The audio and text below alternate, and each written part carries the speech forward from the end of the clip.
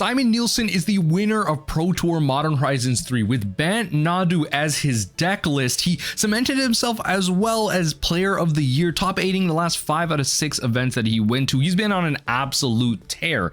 But as Bant Nadu is the winner of Modern Horizons 3, as I just mentioned, I wanted to use that and the information that we got out of the tournament itself and talk about the narrative that has come out of this tournament, address the elephant in the room, if you will, and if we need to burn the bird, ban the bird maybe out of Modern itself, and talk about what we can look at in the format moving forward in the near future, because I think there's going to be some changes right around the corner. Now, of course, if you're a Nadu hater, then smash that like button. If you want to burn that bird into the ground, then you got to subscribe for some more content here as we talk about Pro Tour Amsterdam, Pro Tour Modern Horizons 3. So obviously big congrats to Simon himself. Just a lot of skill, regardless of what the field might be, a lot of skill, time, and testing had to be taken to get here. You have to be not only great at Modern, but also great at draft. So a very multifaceted player, and hopefully he has a great run going into Magic World. So, you know, just really insane event. And of course, if you wanted to watch that back, I'm going to include some of the links down below as well, so you can watch back the final matches and everything and see how they ultimately went. But as I mentioned, Nadu was the winner, ultimately taking. A lot of people had kind of big hopes for other deck lists out there, especially Ruby Storm, which didn't perform that well, but it looks like the boogeyman really showed its head. We knew that from my previous video from last week that 25% of the metagame going into the tournament was Nadu, 5% approximately 4-color Nadu, and approximately 20% being Bant 3-color Nadu.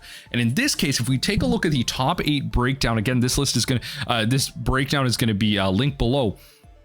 We have our top 8 here with Mono Black Necro, 4-color Nadu, Jeskai Control, Bant Nadu, Bant Nadu, Bant Nadu, Bant Nadu, Mono Black Necro. That is right there. 1, 2, 3, 4, 5. 5 out of the top 8 decks in Pro Tour Modern Horizons 3 is Nadu. We have not seen, you know, we got Jeskai Control. I will shout out, you know, the energy package really shining here. Mono Black Necro, just Necro Dominance and Grief, insane cards, but it's not the Ruby Storm decks. It's not Living End that got to showcase its power. It's Nadu, the bird itself, with Shuko just winning it all. And in a best of 5 match here, kind of Simon Neilsen taking it over Sam Pardee, a Bant Nadu mirror. I don't know. The bird itself, right? Like we're gonna have so many conversations. We've had so much discourse as well around, you know, playing more removal, letting the meta develop, and having single deck metagames being really skill testing. It just so much discourse around stuff like this, and it's crazy to me that, you know, when it comes to something like Hogak, we saw over time that it was hard for something like Hogak and Oko to really be seen or perceived as something busted initially. Not a lot of people had their radar on those cards, but very early on when we had Nadu revealed, you know, we had some inkling of what it meant to be busted. But when Shuko really came around and the shell started coming out and how quick it was, and the wording on it being absolutely mind-boggling to people, because a lot of restrictions recently in Magic design have gone to show that Wizards wants to go towards this once per turn type of restriction, where cards, especially for commander playable cards, will be really busted. They'll have a really crazy effect, but it'll only trigger once per turn. So you could do it on your opponent's turn if you're doing it in commander, or, you know, on your turn, you're not going to be able to take advantage of it infinitely in a constructed environment.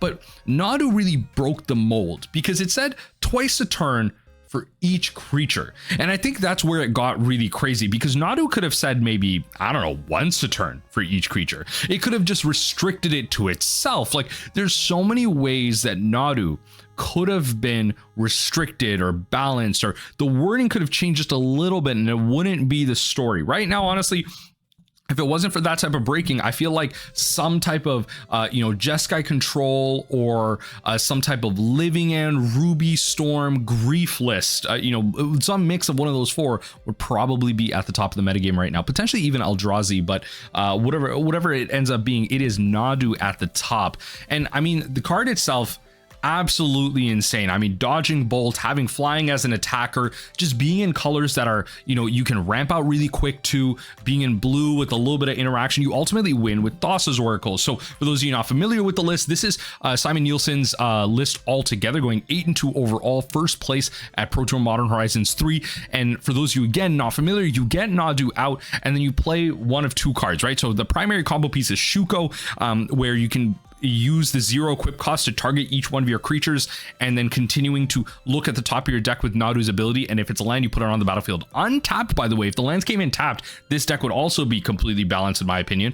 Otherwise, you put the card into your hand, and then you create multiple other creatures with something like Springheart and Antuco, where whenever a land enters the battlefield, you either create a 1/1 green insect token or a copy of kind of whatever you have it attached to if you pay the mana. And so you kind of keep going and going and going, and then ultimately you win with something like Thassa's Oracle. Now this list specifically isn't playing Thassa's Oracle, so there is a bit of a different win condition here, but ultimately speaking, what you're doing is you're drawing out your whole deck, you're generating a bunch of mana, and whether that be through winning through Thassa's Oracle or winning by going wide, you also have some redundant pieces like Outrider Encore, which also has a 0 activation ability, which you can use as a different way to go off, and it's searchable because you're playing stuff like Horde of Calling.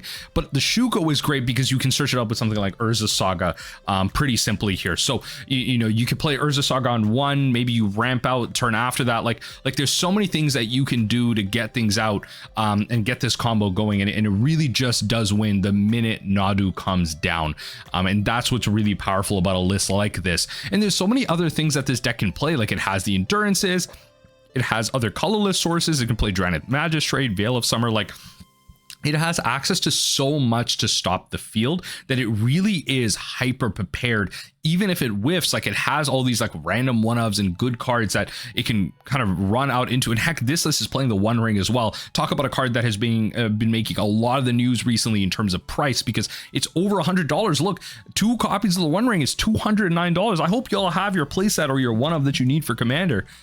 I mean, I got my one-of I need for Commander, but like, I hope y'all have your copies because you had your chance and not anymore when it comes to the One Ring. So absolutely insane showing. 5 out of the top 8 decks for Pro Tour Modern Horizons 3 is Nadu.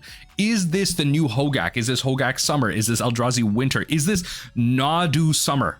Right? Is this, I don't know. I don't know what we're going to call it. Is it Nadu Late Spring? No, we're in July. It's Nadu Summer, right? So is this the next big busted card? And it kind of does feel like it. I mean, if we look at Frank Karsten's image from, in general, the win rates of different decks out here. Now, we will notice that Murktide is 7-3, but I believe there was only one deck list that kind of made it through here. So it's not really a great representation of that, but really, you know, just kind of addressing the high win rate here. But Bant Nadu almost kind of equal Living in Domain, Bant, Mardu mid-range, stuff like that. Almost 60% of that, you know, 178 to 122 has a positive win rate versus Ruby Storm, which is insane. 50% win rate versus Jeskai Control. Mono Black Necro extremely positive as well. So I bet a lot of testing when folks were testing against Grief, that was probably the big outlier. Can it beat Ruby Storm? Can it beat Grief? And it looks like those are the 2 best you know, kind of his 2 best matchups. Eldrazi able to beat the Prison decks. 4-color Nadu, slightly unfavored there. So I guess the Black Splash with Orcish Bowmasters really mattered. Boros Energy, that's going to be great as well. And then Jeskai Wizards. The Jeskai deck's honestly having a lot of the control elements and the removal it needs to interact with this deck, not surprising at all. So I think this showing that it has versus Jeskai Wizards is going to show a lot of people that, hey, maybe we can just play more removal. Maybe we can just play more interaction, especially showing that Jeskai Control, it has a 50-50 matchup. And you know, at the end of the day, they are playing that energy-based lightning bolt, and it only does 3 damage. So if you're able to generate more energy, then you're going to be able to kill the bird, but maybe not before that. So with counter spells, with interaction, with the whole lot of, you know, kind of work behind it, it can interact. But we do have things like Delighted Halfling that make the Nadu uncounterable. The search off of the trigger on the Urza Saga is generally uncounterable unless you're playing like Consigned Memory. And again, like all these different things are, you know, really hard to interact with. So the Jeskai decks have had to get really creative, but again, the energy package is really powerful. So this could be a big kind of sign that Jeskai control, the Jeskai energy package, that could be good enough against the Nadu decks. And that maybe is what Wizards could say as a way to answer what is going on right now. So, I mean, I'm recording this video on Sunday. I'm putting this up on Monday. I really hope there isn't some random emergency banning right now. I'll have to scrap this video, but we'll probably be getting one soon based on the performance of Nadu in this Pro Tour. Saffron Olive, you know, kind of is saying it right here. It's kind of hilarious how problematic Nadu's design is. Somehow it managed to be overpowered like Hogak while also causing super long non-deterministic combo turns like eggs, and also having a major tracking issues, right? Because you have to, you know, each character, One Piece TCG stuck in my head, each creature on the battlefield can only be targeted twice. So you have to kind of, you know, there isn't like a perfect way to track that without tokens. So you have to kind of target each creature twice. You have to kind of separate them, and you and your opponent have to track which ones can be targeted, can't be targeted. It's really frustrating on Moto to do it. As someone who played a Nadu list, you know, kind of check that link out below. It's really hard to track stuff like that. And any one of these is a bad thing, but all three on one card, I mean, look, you had the problem with long turns with eggs. You have the power of something like Hogak, or close to at least, and, you know, just having the problem of major tracking issues for just the logistics of any one game. I mean, you've probably seen the tweets of the crazy board states that, you know, people have had over the Pro Tour here. A lot of people have memed like, oh, average Magic Online player board state, you know, because they're not used to tracking in paper, but it really is, you know, it approaches that level of ridiculousness because you draw your whole deck, you put all your lands out there, you put all your creatures out there, like you really track to a bunch of characters, creatures, I should say. So Nadu itself being absolutely insane and taking over the Pro Tour. I want to hear your thoughts down below. What do you think about the coming of Nadu? Is Nadu gonna be around for a very long time? Is Wizards gonna double down and ban Shuko, which is probably the equivalent of, as Saffron Olive said in a video that he recently put out on Goldfish, like the equivalent of it banning Bridge from Below from the Hogak deck, which I really do agree with. Is that what's going to happen here, or are we going to see an actual, you know, big action from Wizards of the Coast, or they want to continue to have more data? Who knows? You know, we have access to the API as well now from Magic Online, so we're going to be able to use some of that data, or some of the big congregate websites are really going to be able to show you the true win rates of Nadu, the true win rates of this bird. And maybe on Magic Online it's a lot lower, maybe in this tournament, just because we had a very high representation of it. It could be that statistically speaking we would see a higher than average amount of players playing Nadu at the top, that it would reach at the top, and we'd see like a lot of very strong players playing Nadu, that maybe if we had those same equivalent of players all playing Ruby Storm, that we would all get there as well. Like, all these players did their testing, they saw that Bant Nadu had its best chance against the field. So it can't just be the numbers, but that has to be a big reason for it as well. But let me know what you think in the comment section down below. Are we gonna ban the bird, or are we gonna see it stick around in Modern? Are we just gonna have to, I don't know, tough it up and play more removal or something? It always is the same rhetoric, right? And I mean, along with this, if we ban Nadu, can we just ban Grief?